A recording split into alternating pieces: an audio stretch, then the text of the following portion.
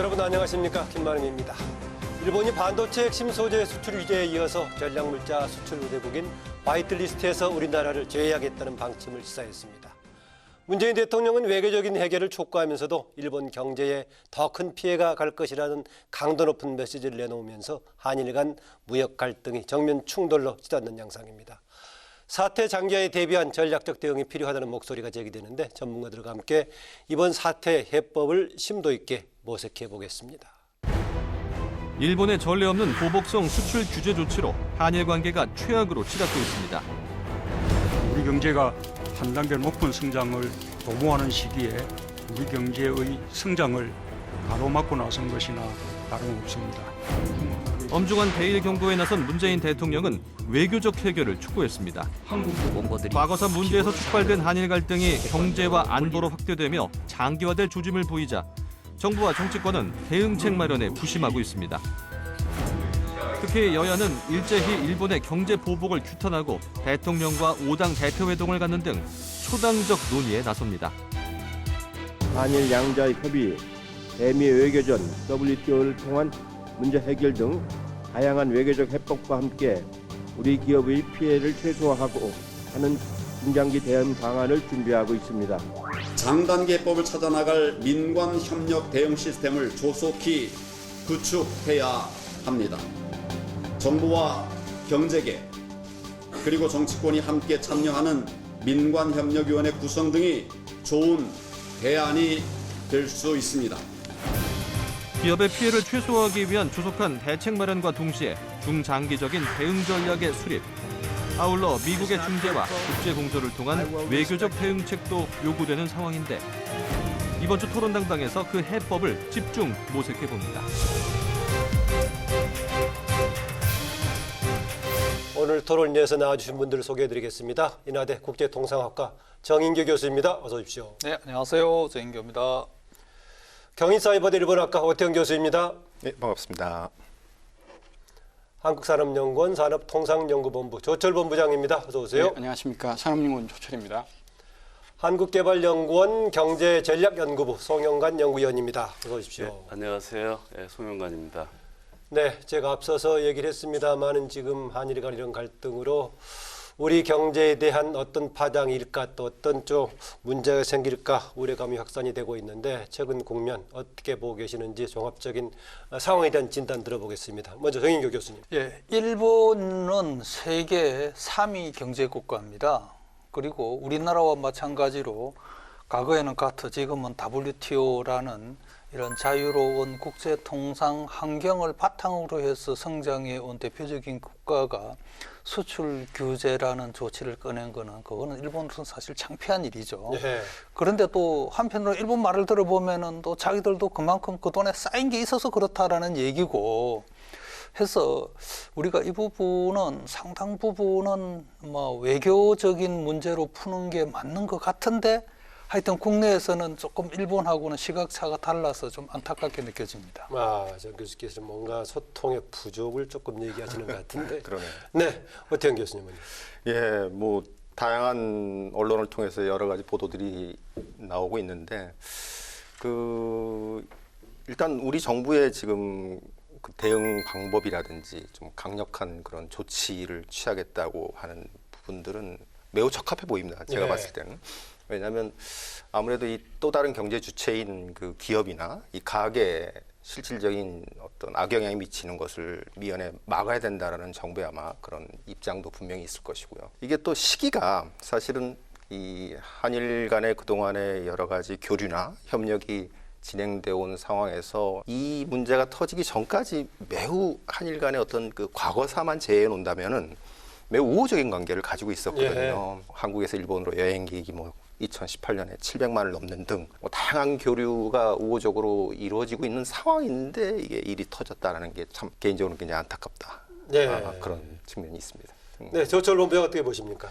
예, 저는 이제 산업적 관점에서 본다 그러면은 지금 이제 세계 전체가 사실은 글로벌 밸류 체인으로 이렇게 묶여 있거든요. 네. 세계적인 어떤 공급 사수로 묶여 있는 그런 상황인데 그 한 나라가 사실은 모든 걸 다 할 수 없는 그런 상황이고 특히나 우리나라 같은 경우는 글로벌 공급 사실을 굉장히 밀접하게 이렇게 관여되어 있는 그런 형태라서 이 다른 나라와의 관계에 있어서 이게 문제가 발생하게 되면은 사실은 우리나라가 굉장히 타격을 많이 입게 되는 그런 형태입니다. 근데 이제 최근 들어서 세계 전체적으로 보면은 이러한 글로벌 밸류체인, 글로벌 공급 사슬이 뭐 미일 무역 분쟁이라든지 뭐 이런 걸 통해서 위축되는 방향으로 가고 있는데 예.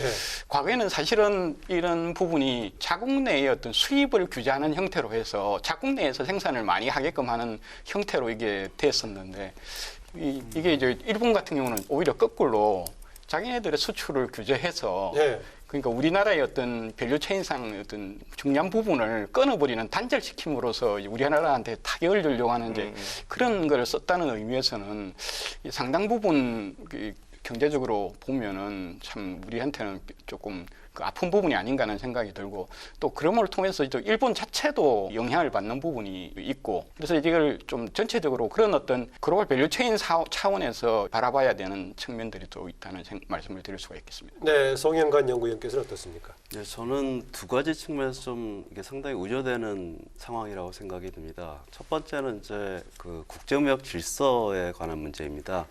한국이 1967년도 가트에 가입 이후에 그리고 WTO 체제의 그 안정성 이걸 바탕으로 해가지고 수출 주도의 경제 성장을 해왔다는 건 잘 알고 있습니다. 지금 이 WTO 체계에서 하나의 그 허점이라고 할 수 있는 게 그 국가 안보를 근거로 해가지고 무역을 규제하는 것입니다. 그 미국 트럼프 행정부에서 작년에 철강 수입을 규제할 때 이 조치를 들고 나왔는데요. 이때 그 WTO 체제 붕괴를 염려하는 사람들이 많았습니다. WTO 체제의 하나의 허점이 이 국가안보 부분인데 일본이 이번에 이 국가안보를 바탕으로 해가지고 이 수출 규제라는 이러한 조치를 들고 나와서 이거는 좀 그 WTO 체계에 굉장히 위협이 되고 있다 이렇게 이제 생각이 들고요. 두 번째 이제 한국 경제 측면에서는 지금 일본이 그 세계 품목에 대해서 수출을 지금 금지를 하고 있는데 이게 언제 허가가 될지 이게 내년에 허가가 될지 뭐 아니면 다음 달에 허가가 될지 이거는 뭐 정확히 지금 알 수가 없는 상황입니다. 근데 일단 수입이 언제 이제 가능할지 그거에 따라 한국 경제에 미치는 영향은 이제 달라질 거라고 생각이 드는데 뭐 다음 달에 예를 들어 된다 그러면 지금 한 3개월 정도는 재고가 있다 그러니까 큰 영향이 없을 수도 있습니다. 그래서 근데 장기화되면 확실히 한국 경제에 미치는 영향이 크리라고 생각됩니다. 이렇게 수출 규제 같은 게 했을 경우에 자국 경제, 자국 산업을 보호하는 목적에서 얘기하는 경우들인데 그렇죠. 지금 대체적인 진단들은 일본에도 파격이 좀 미침에도 불구하고 한다라는 얘기인데 모르겠습니다. 이 근본적인 일반적인 주장도 좀 반대 주장이 가능할지 모르겠는데 이렇게 하는 이유를 두고 여러 가지 얘기가 나오고 있습니다. 일본의 내부의 선거 전략적인 차원에서 얘기된다는 얘기부터 한국의 도약을 중간에 저지하기 위해서 그런다 등 하고 있는데 일본의 의도를 어떻게 보고 계십니까? 그 두 가지가 다 작용했다고 봅니다. 지금 이제 시기적으로 본다면은 21일에 일본에 이제 참의원 선거가 있고 분명히 참의원 선거와도 관련이 있지만은 보다 근본적으로는 한국 산업에 대한 어떤 견제 목적도 상당히 깔려 있다라는 생각이 들고 그렇다면은 이제 우리가 이제 그거를 알면서 이렇게 강대강 맞대기를 하겠다고 하는 게 이게 맞는 길인가? 더욱더 이제 심각한 것은 7월 24일까지 이 일본 정부는 소위 이제 화이트 리스트라는 27개국 한국 포함해 있는데 여기에서 한국을 빼는 데 대한 의견을 받고 있는데 뭐 지금 현재로서는 8월 초면은 한국을 빼는 게 확정이 되어질 거다. 확정이 되고 나면은 그때부터서는 지금은 세계 물질 하나 가지고도 우리나라가 이렇게 지금 뭐 여러 우려들이 큰데 무려 1000개 가까운 품목들이 걸리게 되면은 그때부터서는 우리 산업이 정말로 타격을 받을 수 있는 상황으로 갈 것인데 그렇게 본다면은 분명히 이거는 정치 외교적으로 발생한 문제고 그래서 정치 외교적인 어떤 해법을 모색하는 것이 첫 순서고 그 다음에 우리가 무슨 뭐 소재에 대해서 국산화를 하고 나머지 조치 취하는 거는 뭐 그렇게 하면서도 할 수 있고 또 지금까지 해왔던 거고 해왔지만 안 되니까 줄 수 없는 거란 말이죠.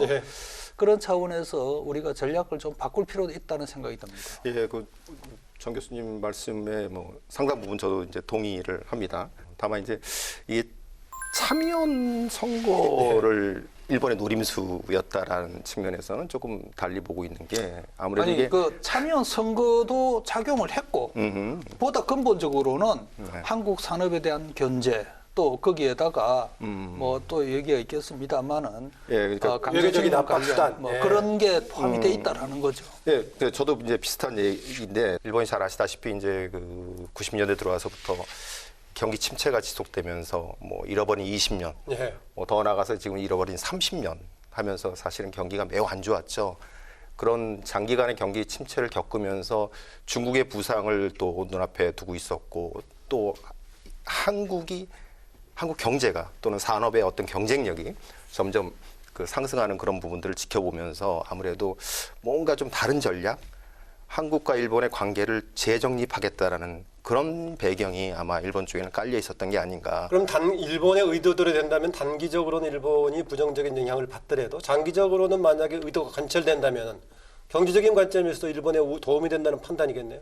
실제 무역 이론적으로 보면은 사실은 뭐 한국이나 일본이나 똑같은 어떤 악영향을 미칠 겁니다.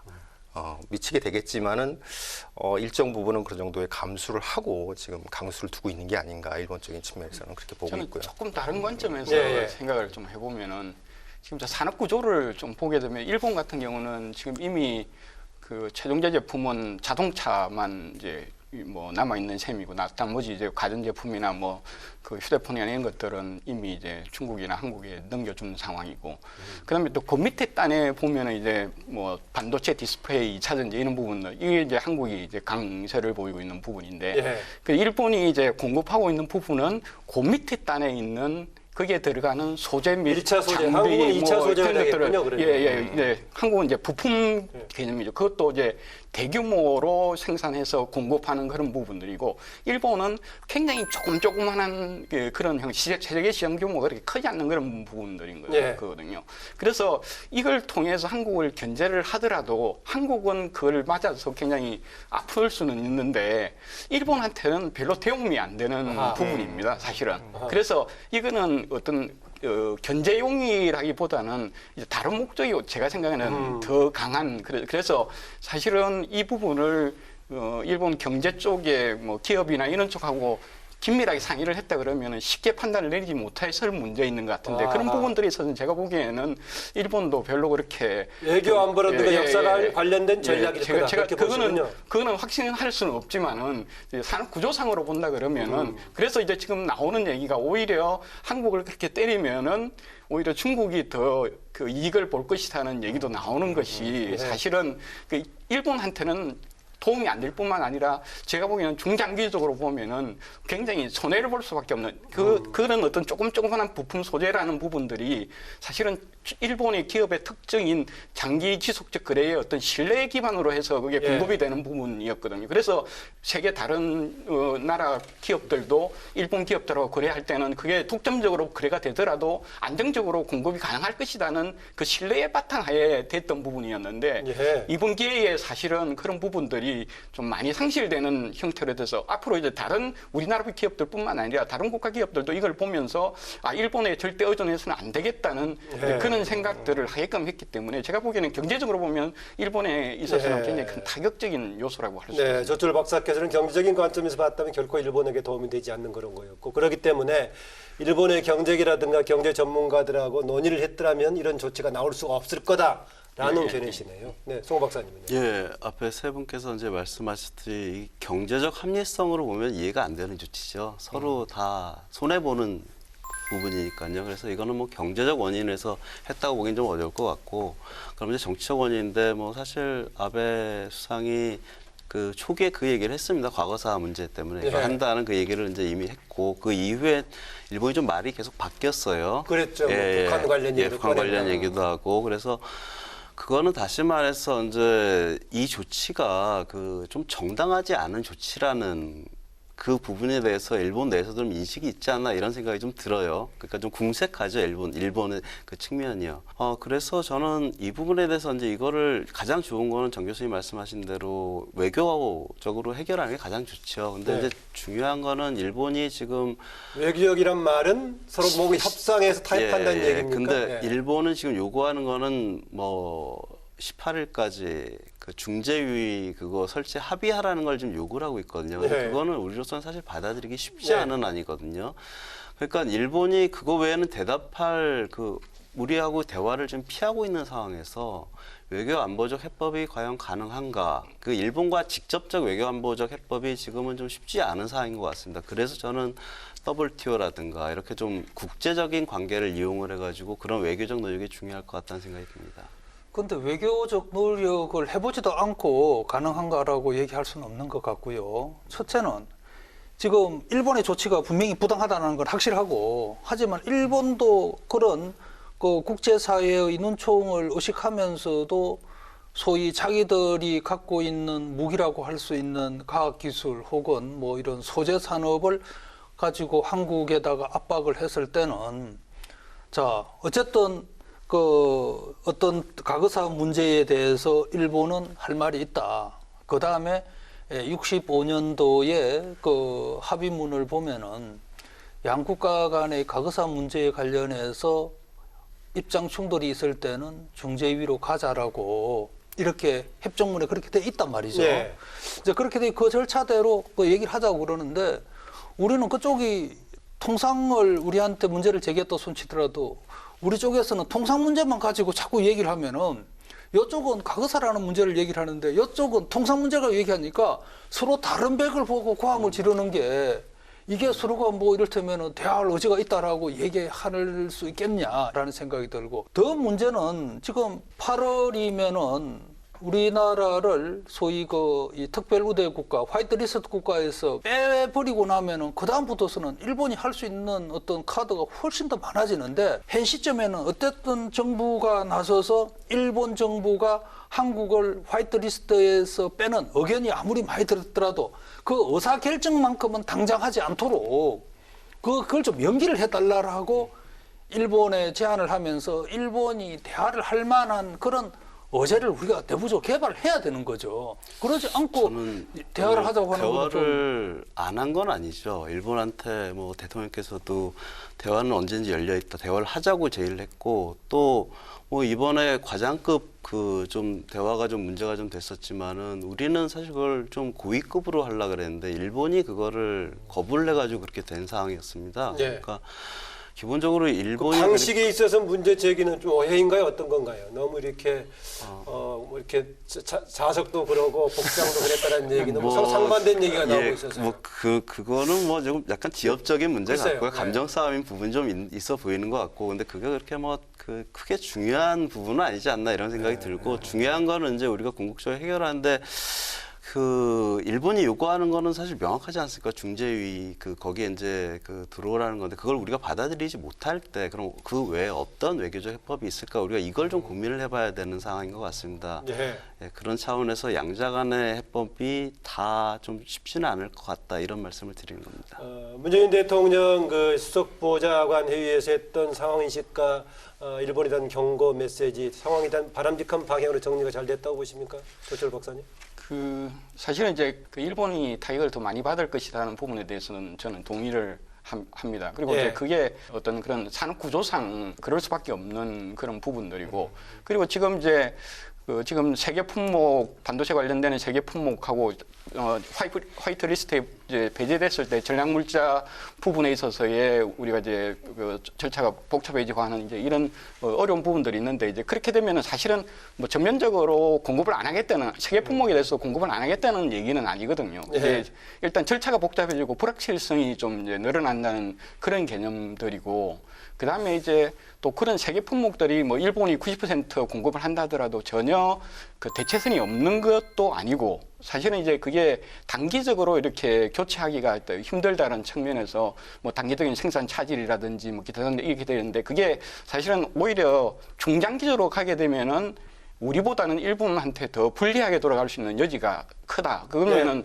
그게 이제 대체선도 발굴이 가능하고, 그 다음에 국산화도 가능하고 그러기 때문에. 그러니까 저는 이제 사실 좀 궁금한 게 그런 거예요. 아베 정권이 지금 이 수출 규제 카드를 들고 나오기 전에 분명히 해당 일본 기업들에게 양해를 구했을 거예요. 그거 없이 정부가 일방적으로 발표는 하지 않았을 거라는 생각이 들거든요.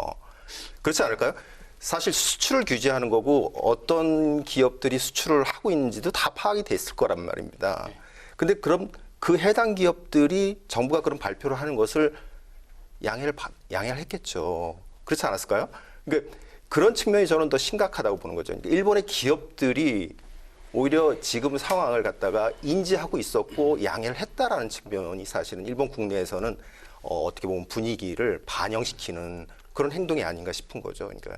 예, 근데 그거는 뭐 직접 그 일본 기업들한테 이제 물어봐야 알 수 있는 부분인데. 조철 본부장께서는 좀 그러지 않았을 가능성이 있다. 지금 아베 쪽의 결정이었을 가능성이 있다라고 보고 있는데. 제가 지난번 국회에서 토론회 할 때 일본 측에 그 정통한 이제 전문가께서 말씀하셨는데 트럼프하고 아베하고 똑같은 조치, 그러니까 화웨이 제재하는 부분이 이제 아베도 이런 똑같은 비슷한 조치를 취했는데 둘이 차이점 하나가 트럼프는 할 때 이제 관련된 기업들하고 상의를 일단 1차적으로 했다는 얘기를 했는데 아베는 그 부분이 조금 부족했다는 식으로 그 전문가는 얘기하더라고요. 그런 측면에서. 그리고 기본적으로 일본 기업의 특성이라는 거는 그 신뢰를 바탕으로 하는 거거든요. 그리고 단지 이게 부품 소재나 이런 거래들은 이게 한번 끊겨버리면은 그 부분은 굉장히 작을지 몰라도 그게 예를 들어 자동차 부품 한 개만 공급이 안 되더라도 자동차가 이제 그렇게 되는 그런 상황들이기 때문에. 네, 정영기 교수님. 아까 이제 전반적으로 8월쯤에 가면은 세계 소재 부품뿐만이 아니라 화이트리스트 이 문제가 이제 재해가 돼버릴 가능성이 있다고 보는데 지금 추세대로라면 그렇게 될 가능성이 크다고 보시니까 어떻습니까? 지금 그 길로 가고 있는 거죠. 지금 뭐 아베 정부가 그 리스트 조정을 하겠다라는 카드를 꺼냈을 때는 상당 부분 제외시키겠다라는 그런 의지를 담고 있었다라고 볼 수 있을 거고. 또 아시아권에서 제가 정확한 정보인지 모르겠는데 이렇게 우대국에 포함된 나라가 한국 말고 거의 없다는 얘기를 들었는데 한국밖에 그렇습니까? 없습니다. 한국밖에 없고요. 대부분은 이제 미국 빼고 나면 대부분은 유럽 국가들이고. 그래서 이제 그야말로 이제 이 서방 세계 중에서 믿을 수 있는 나라라고 자기들은 얘기하는데 문제는 어쨌든 이게 뭐 1000개 되는 품목 중에서 한두 개를 가지고 우리나라에서 진짜 주력 산업을 타격을 입힐 수 있는 게 시도 때도 없이 앞으로 나올 수 있는 상황이 만들어질 거다라고 이제 생각이 되고, 또 만약 그렇게 되어지면은 기업들의 생산 단가가 전반적으로 올라갈 수밖에 없습니다. 왜 그러냐? 지금은 일본으로부터서 거리도 가깝고 전기팬도 많기 때문에 부품 들어오는 게 거의 뭐 예측한 날짜에 다 들어오거든요. 이게 이제는 어떻게 될지 모르기 때문에 재고 부담이 일단 늘어난다, 첫째. 두 번째는 경우에 따라서 수입이 안 될 수도 있는 거예요. 왜 그러냐면은 이제는 수입할 때마다 끈끈이 서술식으로 그 사유라든가 용도라든가 이게 제품이 어떻게 가공이 되어서 다른 뭐 외국으로 이렇게 팔려 나가는가를 적어내야 됩니다. 이거를 이제 꾸준히 보다가 시비 걸 만한 때가 되면은 문제 하나 잡아서 이거는 한국에서 제대로 서류를 잘 못 만들어낸 거예요. 일단은 그러면은 자기들로서는 충분히 규제할 수 있는 명분도 생기잖아요. 우리가 중요한 건 이거는 지금 수출 규제를 하는 거지 수출 금지를 하는 게 아닙니다.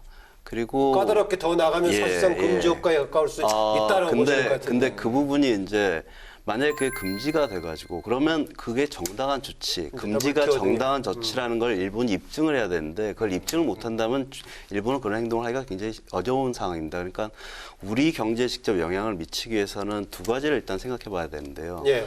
일단 재고가 우리가 얼마나 있는지. 일단 일시적으로 수입이 좀 금지가 수출이 좀 안 되더라도 일본으로부터 수입이 좀 안 되더라도 우리나라에 지금 재고가 충분하면 사실 단기적 영향은 크지 않을 수 있거든요.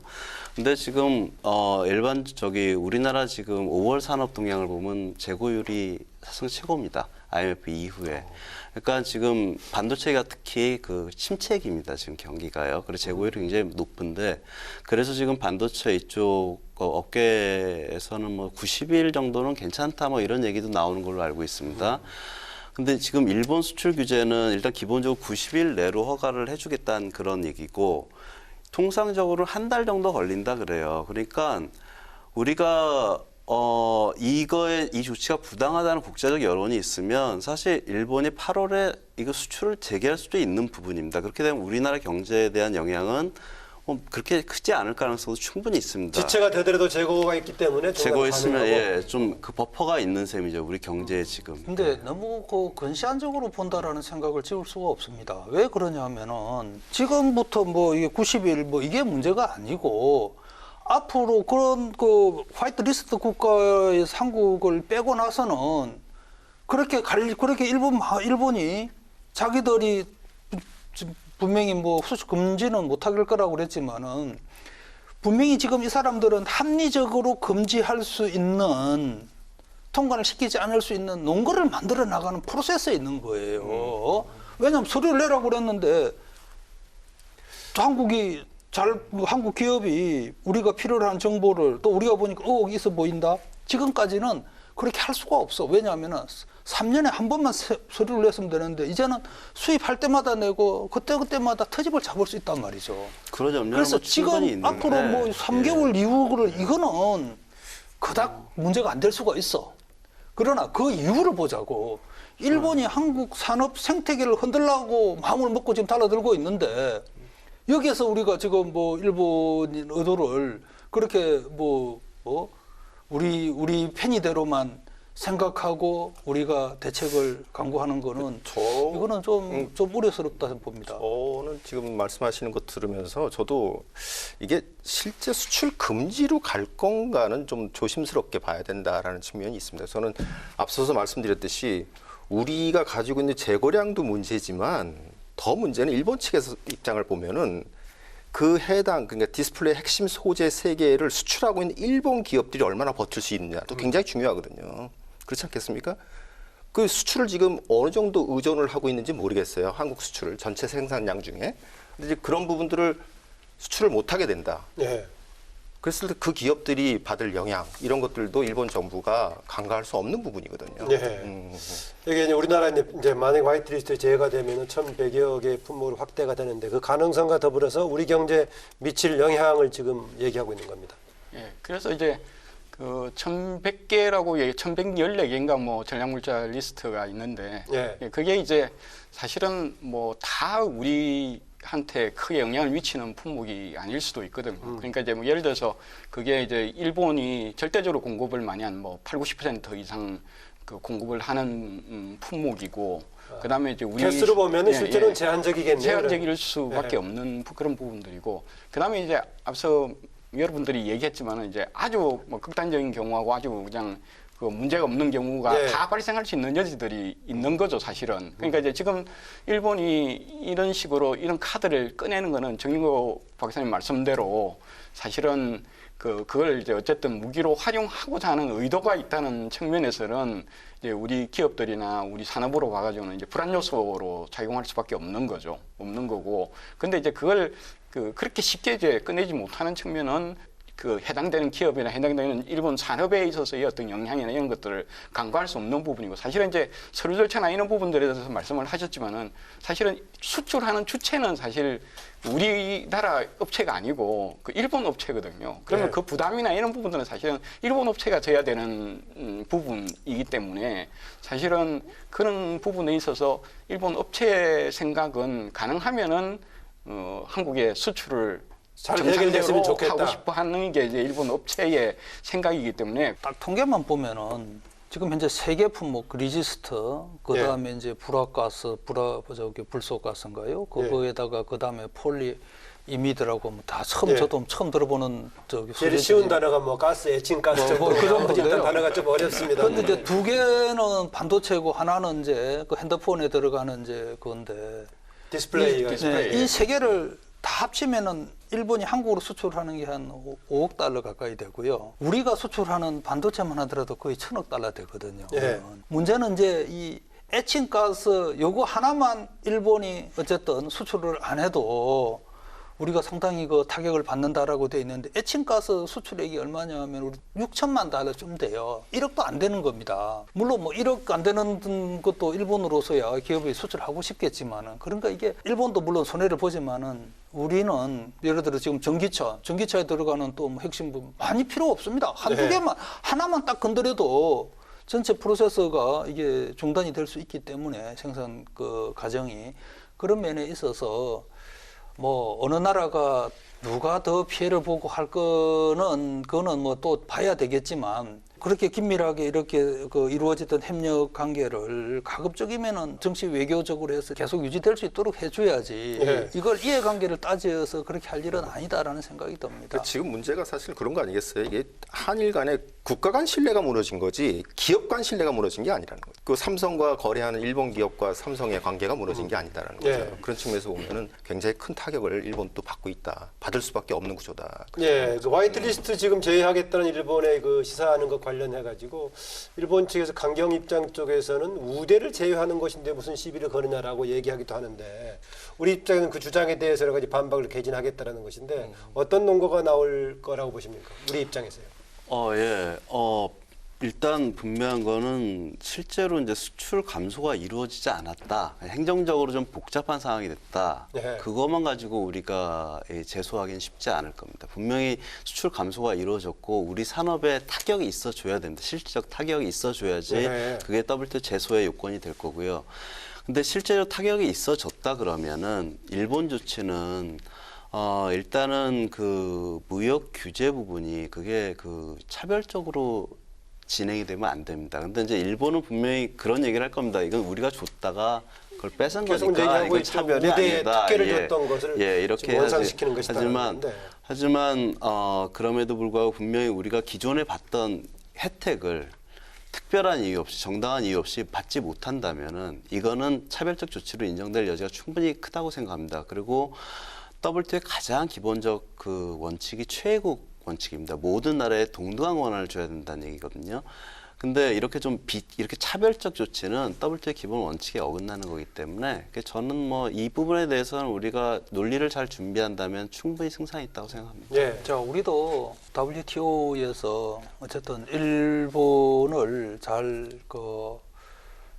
국제적인 압력을 넣어서 일본이 조치를 철회할 수 있도록 했으면 좋겠지만은 그러나 이제 이게 최애국 대우를 위반했다라고 정말 누가 떳떳하게 얘기를 할 수 있을지 정말 궁금합니다. 왜 그러냐 하면은 현재의 WTO 체제라는 것은 거의 대부분이 95년도 WTO 출범하면서 만들어졌던 거를 우리가 WTO 체제를 하는 거고 예.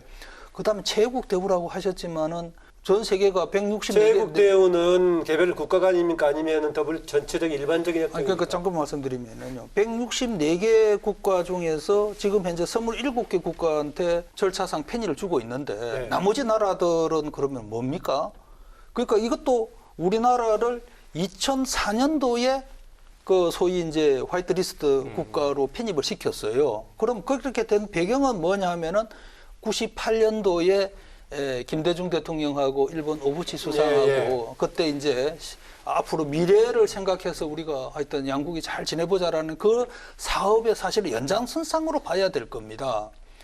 그래서 이제 지금 여기서 보면 그래서 지금 뭐서 이제 우리가 MFN이 아니다. 최애국 대우 아니다라고 이렇게 얘기하기에는 우리가 사실은 아직은 논거가 딸린다. 그런데 두 번째는 이제 수출 금지를 하면서 일본이 무턱대고 하려는 게 아니라 일본은 자기들이 한국 기업이 잘못해서 이거는 일본 한국 기업이 소명할 때까지는 일단 수출 보류다라는 행식으로 취하기 위해서 화이트리스트 국가에서 한국을 빼내는 거예요. 예. 그런 절차를 밟고 있는 겁니다. 그래서 이런 거를 우리가 일본이 그러니까 얼마나 지금 세밀하게 한국을 경제적으로 네. 산업적으로 공격하려는가를 우리가 파악을 해야 되는 거죠. 네. 잠깐 말씀드리면 물론 일본이 그런 부분을 충분히 고려해서 지금 조치를 취했을 거라고 생각이 듭니다. 그래서 일본이 WTO 위반이 아니라고 얘기를 하고 있고요. 근데 뭐 그 부분은 뭐 법적인 논쟁이 있을 수밖에 없는 부분이죠. 근데 WTO 그 11조에 거기에 가트 11조에 거기에서 이제 관세와 세금 같은 걸 제외한 그러한 그 조치로 해서 무역 제한적 조치를 금하고 있거든요.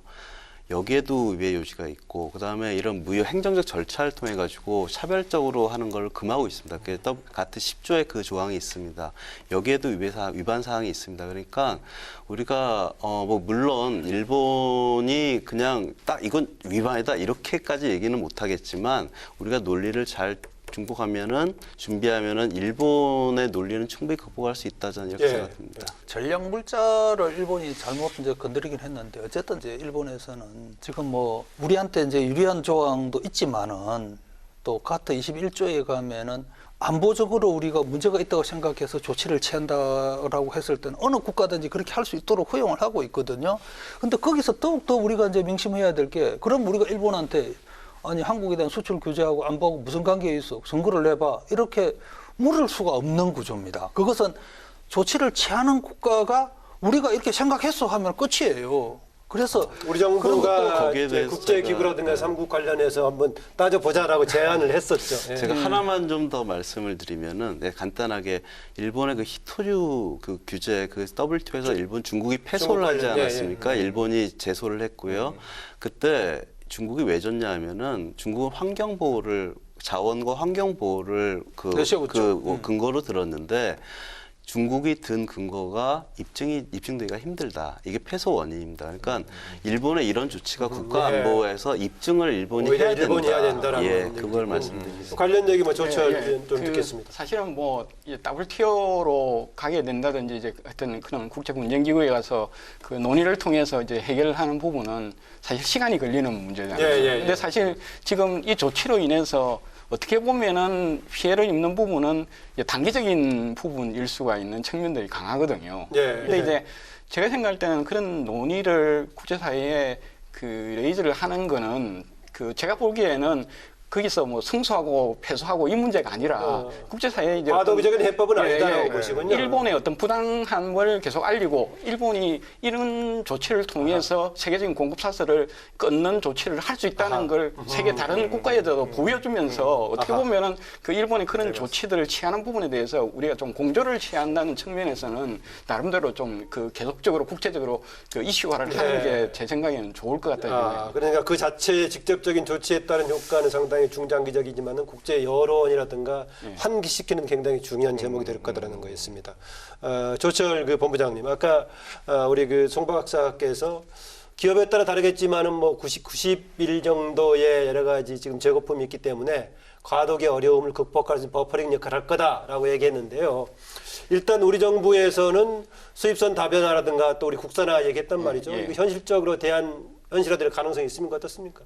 그 사실 이제 지금 우리가 일본에서 공급하는 품목들이 그렇게 이제 뭐 다양하고 많고 그렇고 그 부분들이 굉장히 첨단인 것처럼 얘기들을 많이 하지 않습니까? 근데 이제 또 다른 측면에서 보면은 그게 이제 그 세계 시장 공급량이 그렇게 크지 않기 때문에 사실은 이게 국내 경제가 안 돼서 우리가 이제 국산을 안 했던 부분들도 좀 있거든요. 그러니까 이제 지금까지, 그리고 또 이제 일본이 안정적으로 질 좋게 이렇게 공급해주는 어떤 그런 가치 사슬에 있어서 그 공급 관계가 굉장히 이제 효율적으로 작용했던 측면들이 있어서 사실은 지금까지 부품 소재 정책을 써가지고 굉장히 많이 이제 국산화가 이루어졌고, 웬만한 부분들은 우리가 이제 그 어떻게 보면 수출 산업화로 이렇게 된 측면들이 있습니다. 근데 이제 남아 있는 부분들이 지금 일본에서 그렇게 공급하는 규모가 그렇게 크지 않는 이제 그런 부분들이 대부분이거든요. 단순하게 얘기해서 그러니까 일본 정도만 할 수 있는 아주 최고급 기술은 아니다 그거군요. 그러니까. 당연히 국산화를 할 수 있으면 해야 됩니다. 해야 되는데 문제는 이제 우리가 국내에서 부품 다 만들어가지고 이를테면 스마트폰을 만들면은 지금 100만 원짜리가 500만 원으로도 만들기 어려울지도 모르겠습니다. 그만큼 단가가 올라가니까 전 세계에서 가장 싼 부품, 질 좋고 싼 부품을 수입해 쓰는 거 아니겠습니까? 약간 정도가 아니고 엄청난 차이가 나는 겁니까? 많이 나죠. 왜냐하면 그런 부품을 다 국내에서 개발해서 한다고 생각해 보십시오. 왜 어느 기업들이든 간에 어떤 특정 중요한 부품을 한 나라한테, 한 기업한테만 의존해서 조달받기를 원하는 기업은 아무도 없습니다. 왜냐하면 일단 가격 협상에서 불리하잖아요. 또 한편에 그쪽 기업에서 혹시 뭐 사고가 나거나 유사시에 안 들어오면은 자꾸 자기 기업한테 문제가 되니까 뭐 기본적으로는 국산을 해야 된다고 다시 말씀드리고, 국제 관계가 이런 일이 발생하지 않도록 하는 게 이게 외교 아닙니까? 그래서 외교 활동을 우리가 좀 더 시야를 넓혀야 되겠다. 라고 이런 일이 생기지 않도록 하는데도 노력을 해야지. 야, 일본하고 이렇게 부닥치니까 다 국내에서 조달하자. 정의 교수는 국산화가 필요하지만 국산화 자체가 대책은 아니다라고 지금 보고 있습니다. 아니요, 대책이 아니다가 아니라 저도 이제 비슷한 그거를 생각이 조금 다른 시각에서도 봐야 된다는 거죠. 저도 공감하는 부분이 있는데요. 그러니까 지금 이게 이 한일 간의 문제가 발생되고 나서 이제 우리가 부품 소재가 빈약하고 열악하다고 자꾸 이제 문제가 되고 앞으로 거기에 뭐 예산을 투여하겠다라는 식으로 이제 발언들을 많이 하는데 꼭 국산화가 필요한 것인가라는 측면도 있어요. 기업의 생리상 사실은 모든 걸 다 할 수는 없거든요. 뭐 무역 이론에서도 바탕을 두고 있지만 사실은 절대적인 우위, 상대적인 우위가 있으면은 그것만 하면 되는 거거든요, 사실. 그런 측면에서 보면 우리가 과연 가지고 있는 자원이나 역량이 제한적인데 그거를 여기저기 분산시켜서 과연 해서 경쟁력을, 산업의 경쟁력을 채워나갈 수 있을까? 저는 좀 의심이 들거든요, 사실은 조금. 그런 측면에서 보면 우리가 지금 수출 주도형 경제의 성장을 수십 년 동안 이뤄오는 과정 속에서 과연 그러면 부품 소재도 그만한 역량을 쏟아부으면서 해왔다? 그럼 우리 경제가 지금의 모습이 드러났을까라는 측면이 있거든요. 그런 측면에서 보면은 지금 드러난 문제를 국산화로 해결하는 게 유일한 방법은 아닌 것 같아요. 네, 하여튼 국제적인 뭐 분업이 오히려 유용하고 필요하다는 얘기를 계속 강조해 그렇지. 주셨는데 대신 아까 그렇다면 수입선 다변화는 좀 다른 측면인데 어떻습니까? 지금? 아니 그 방금 말씀하셨던 부분을 조금 네. 반박을 해서 말씀을 드리면은 네. 사실은 이제 그 산업의 이제 이 발전 단계라는 게 있거든요. 그러니까 이제 아까 말씀드렸던 것처럼 우리가 이제 완제품을 만들다가 지금은 이제 중요 핵심 부품 쪽으로 산업 구조가 바뀌었잖아요. 그래서 예, 예. 우리 수출의 거의 대부분이 사실은 80% 정도가 그 중간재랑 자본재가 상당하고 있습니다. 근데 이제 그 중에서 이제 중간에 있는 형태의 그런 그 부품을 이제 지금 하고 그다음에 일반 범용 소재 부분들을 하고 있는 그런 상황인데 근데 이제 지금 한 단계 더 넘어가 가지고서는 지금은 이제 반도체를 만들어서 중국에 수출하고 있지만 지금 반도체 공장 중국에다 만들고 있고 디스플레이는 이미 많은 부분이 이제 중국으로 넘어갔거든요. 그럼 그 다음 단계 우리가 해야 되는 산업이 뭐냐 하면은 이제 장비랑 그 반도체 장비랑 디스플레이 장비랑 소재랑 이런 부분들을 해야 되는 상황에 왔는데 그동안 왜 안 했냐면은 아까 말씀드렸던 것처럼 일본이 그렇게 안정적으로 공급해주기 때문에 안 하고 있었던 부분인데 사실은 그런 부분들이 산업이 제대로 되려고 그러면은 초기 시장화가 굉장히 중요합니다. 그러면은 사실 그걸 갖다 촉발할 수 있는 부분이 정책적인 차원들도 있고 그다음에 이제 이런 부분들도 있습니다. 과거에 이제 일본 대지진 때 지금 일본의 수출이 대폭 그 위축된 게 사실은 그 일본 대지진 원인들도 있거든요. 사실은 그게 안정적으로 부품 소재가 공급이 안 된다는 생각을 하게 되면은 사실은 그 수입선을 다변화한다거나 아니면 일본 기업 자체도 사실은 그 해당국의 수요국에 가서 이제 생산을 하는 이제 그런 식으로 바뀌는 거거든요. 근데 이번 기회가 사실은 저희들한테는 그 부품 소재 국산화 그래서 그걸 수출 산업화하는 그다음에 장비를 수출 산업화하는 그런 계기가 될 수 있다는 측면에서는 상당히 저희가 생각하는 정책적으로 본다 그러면 의미가 있다고 생각합니다. 제가 말씀드리는 건 역량의 제한이 있다라는 얘기를 드리는 뭐 거거든요. 사실은 거의 비슷한 얘기를 하는 것 같은데 제가 한 반박은 말씀 아닌가요? 예. 물론 그 국산화를 다 한 건 좀 힘든 부분이 있습니다. 그 뭐 우리가 알다시피 남미가 그 수입 대체 그 국산화를 이렇게 하려다 결국 실패한 부분이 있지 않습니까? 우리는 수출 위주로 나왔고 그리고 이제 뭐 90년대, 2000년대 해가지고 글로벌라이제이션이 굉장히 활발해졌고 그 글로벌 밸류 체인이 쫙 이제 펼쳐졌습니다. 특히 전자산업, 뭐 자동차, 섬유 이런 산업들 중심으로 해가지고요. 근데 문제는 뭐냐면 지금 이러한 국제 무역 질서가 흔들리고 있다는 점입니다. 네. 일본이 여기서 커다란 또 돌을 던진 셈이거든요.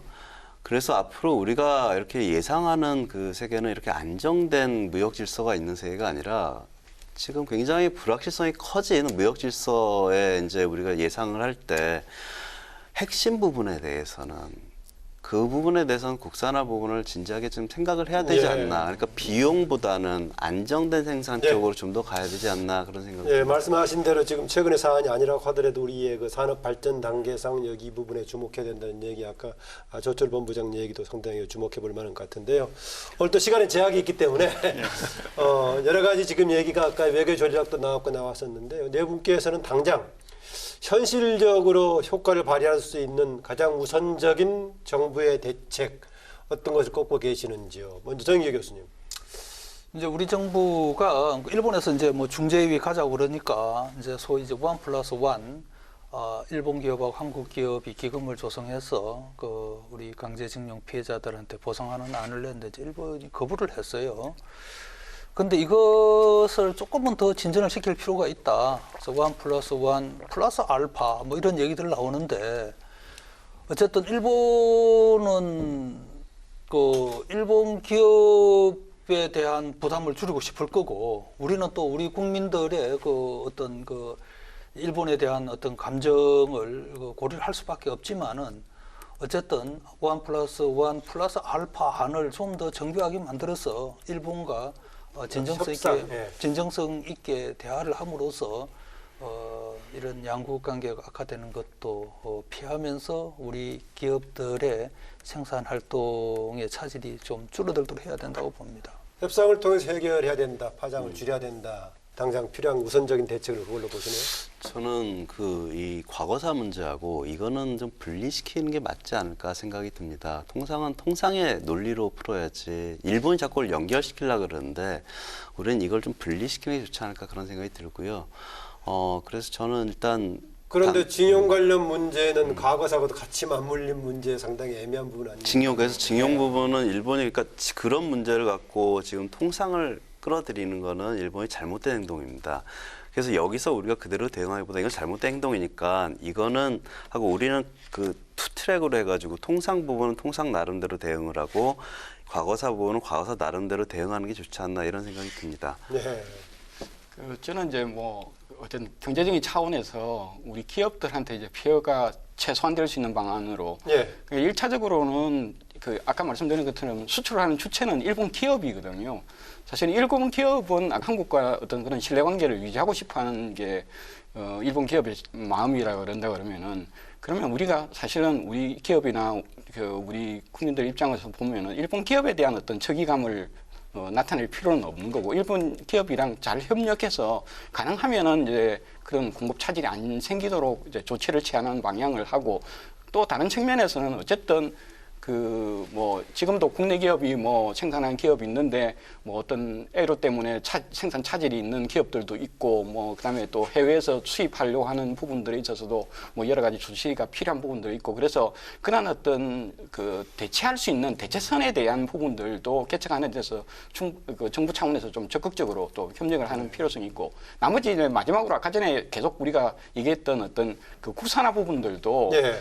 강력하게 추진하는 게 그게 이제 뭐 장기적인 측면도 있지만 단기적으로 보더라도 일본 정부나 일본 산업에 대해서 굉장히 큰 메시지를 줄 수 있다는 생각이 들어요. 아니 이런 식으로 가다가는 정말 자기네들도 거래선들이 끊기겠다는 이제 그런 위기감을 느낄 수가 있기 때문에 그런 측면에서는 이 부분을 보다 더 강력하게 추진하는 게 필요하다고 생각합니다. 네, 조철 본부장은 산업 분야 전문가이며 상당히 전략적인 사고를 잘 지적해 주신 것 같습니다. 네, 그러니까 단기적인 것과 장기적인 거 나눠서 좀 생각을 해봐야 될 것 같은데요. 단기적으로는 뭐 지금 우리 정부가 처음에 제가 말씀드린 대로 지금 잘 하고 있는 것 같습니다. 네. 강력하게 대응을 하는 거. 중장기적으로 보면은 이게 아까도 말씀을 드렸습니다만 이게 한일 간의 국가 간 신뢰가 무너진 거거든요. 이거 회복해야 되거든요. 뭐 잘 아시다시피 바다를 사이에 두고 있지만 두 나라는 뭐 어디로 이사 갈 수도 없습니다. 이웃집 운명입니다. 이게 뭐 어떨 때는 좀 다투기도 하고 어떻게 사이좋게 지내고도 하고 그럴 수 있는데 이거 회복해야죠. 회복하는 방법은 그렇습니다. 지금 이 문제가 드러난 것은 근본적으로 따져보면은 소통이 부재 아니었나 싶어요. 서로 얘기를 자주 빈번하게 했더라면 정부 간이 됐던 뭐 이런 일이 벌어지지 않았을 것 같거든요. 그런 측면에서 보면 잦은 소통 이게 뭐 절대적인 조건이 되지 않을까 그런 생각이 듭니다. 네, 그 관련해서요. 지금 미국의 중재 얘기도 나왔는데 미국의 중재를 비롯한 국제 사회의 협력 지원할 수 있는 여건이라든가 필요성 어떻게 보십니까? 제일 지금 우려스러운 게 아베 수상이 미국 트럼프 대통령하고 수출 규제에 대해서 일종의 좀 의견을 나눴다 그러면은 그때는 정말 일본이 걷잡을 수 없을 정도로 우리한테 심하게 몰아붙일 가능성도 있다. 네. 그런 차원에서 우리가 뭐 중재를 지금 알 수는 없지만 그런 가능성은 좀 있다고 보십니까? 상당히 높다고 보고요. 이런 상황에서 더더군다나 지금 양국이 입장이 완전히 이렇게 어긋나 있는 상태에서 어떤 나라든 중재를 하겠다고 달라드는 나라는 없을 겁니다. 그 어느 정도 접점이 갈 수 있는 상태에서 이제 미국이 그래서 지금 와서 미국한테 지금 당장 처음부터 이렇게 중재 얘기하는 거는 좀 우리가 좀 미국을 너무 좀 가볍게 보는 것 같고 미국은 미국 나름대로 이 상황을 어떻게 자국한테 유리하게 끌고 갈 건가를 보고 있을 것이고 그런 측면에 있어서 우리가 사실은 이제 뭐 일본뿐만 아니라 워싱턴에서도 이게 미국이 한국에 대해서 어떤 정책을 구사하고 있는 데 대한 부분도 조금 우리가 조금 부족한 부분도 많은 것 같거든요. 예, 그런 예. 측면에 있어서 하여튼 정보를 좀 더 모아서 우리가 판단을 해야 되겠다는 생각이 듭니다. 저는 뭐 그 우리가 충분히 고려할 만한 대안이라고 생각이 듭니다.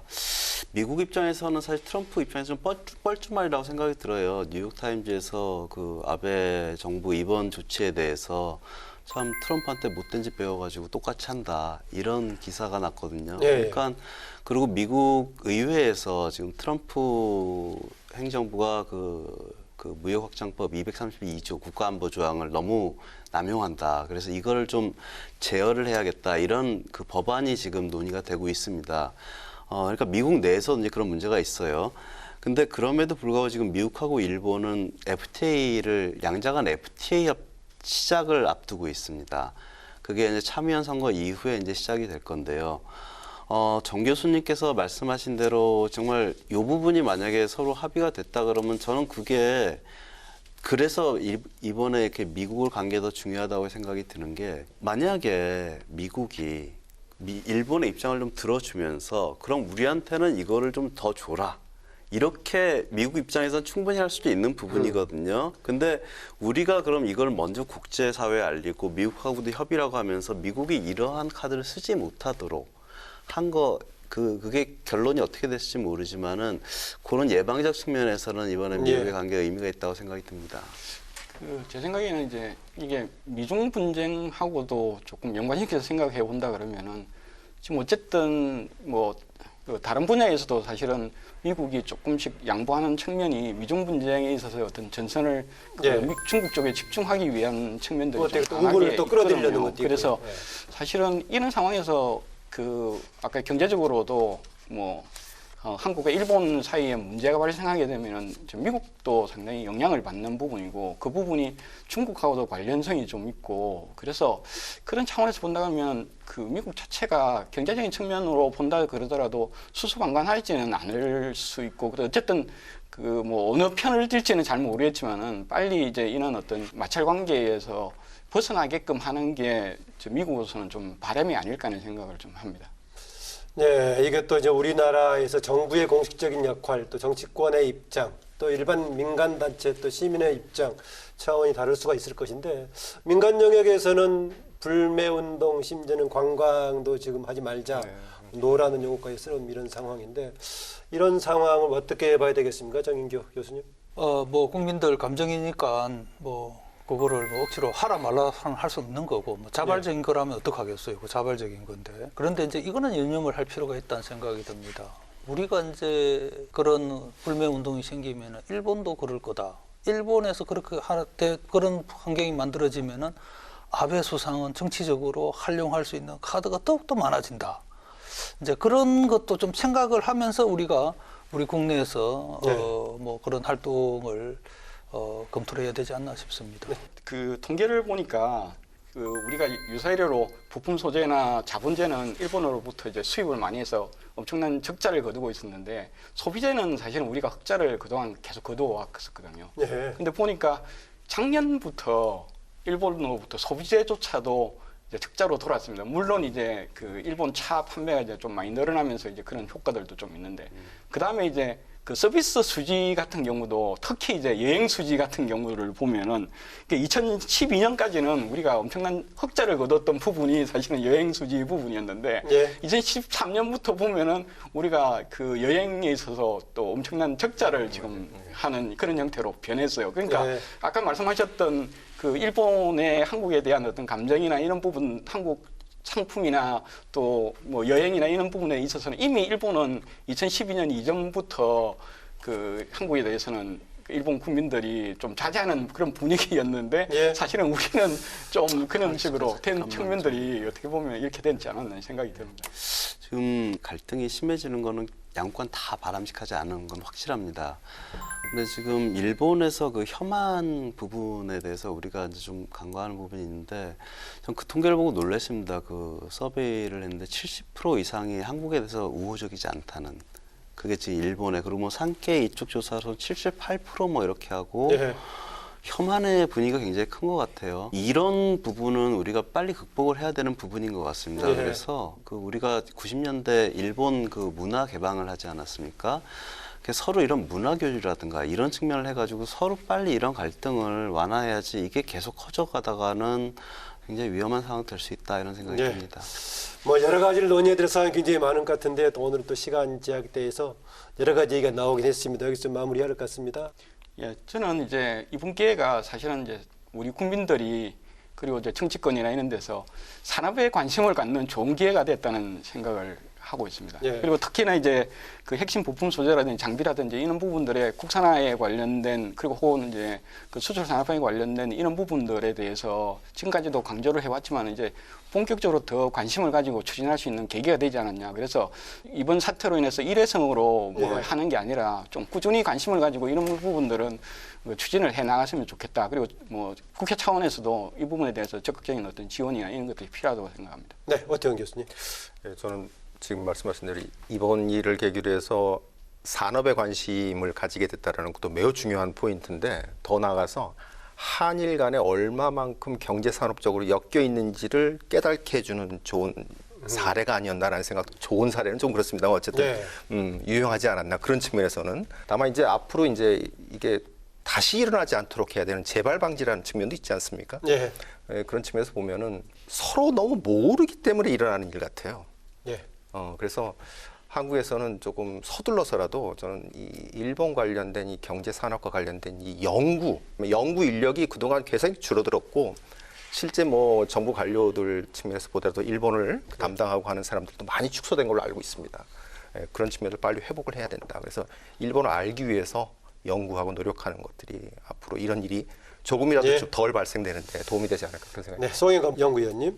예. 저는 일단 7월 24일 날 그 일반 이사회가 있지 않습니까? WTO 일반 이사회. 예. 거기서 우리가 굉장히 강력한 논리를 취할 준비를 해서 제기하는 게 중요하다고 생각합니다.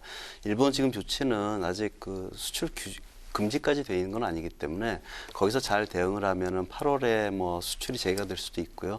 그래서 일단 그게 굉장히 중요하고 하나 좀 염려되는 거는 이번 일을 통해 가지고 우리가 부품 소재 산업을 육성하자 이 얘기가 굉장히 많습니다. 이거는 국가 경제 차원에서 보면은 어떻게 보면 당연한 얘기입니다. 예.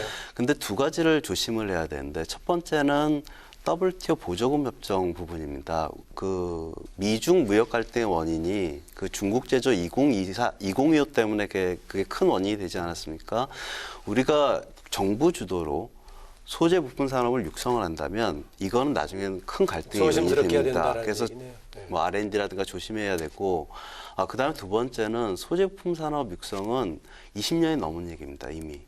근데 왜 안 됐는지 여기에 대한 예. 철저한 진단 없이 다시 재탕을 한다면 또다시 효과가 없는 정책이 될 수 있다. 이 부분을 좀 강조드리고 네, 싶습니다. 정일 교수님. 지금 현 시점은 이제 한일 관계가 재조정되는 상황이다. 이 재조정되는 거를 이제는 우리가 미래지향적으로 좀 보고 국가 대 국가 간의 협의가 필요하고 통상 문제는 기본적으로 통상 협상으로서 푸는 게 맞다. 특히 정부 당국, 정치인들의 역할이 매우 커졌다. 그런 점에 이런 걸 조금 더 생각하시고 한일 문제를 슬기롭게 풀어주시기를 바랍니다. 오늘 네 분 고맙습니다. 감사합니다. 네, 감사합니다. 네, 지금은 좀 더 차분히 대응 전략을 세우고 정부와 정치권 또 국민 모두가 합심해서 난국을 헤쳐나가야 할 시점 같습니다. 특히 여야의 초당적인 대처를 주문하고 동시에 일본은 동아시아 자유무역 질서가 오랜 기간 쌓아온 자산이자 공동번영의 토대임을 반드시 기억하길 바라면서 토론당당 여기서 마무리하겠습니다. 다음 시간에 뵙겠습니다.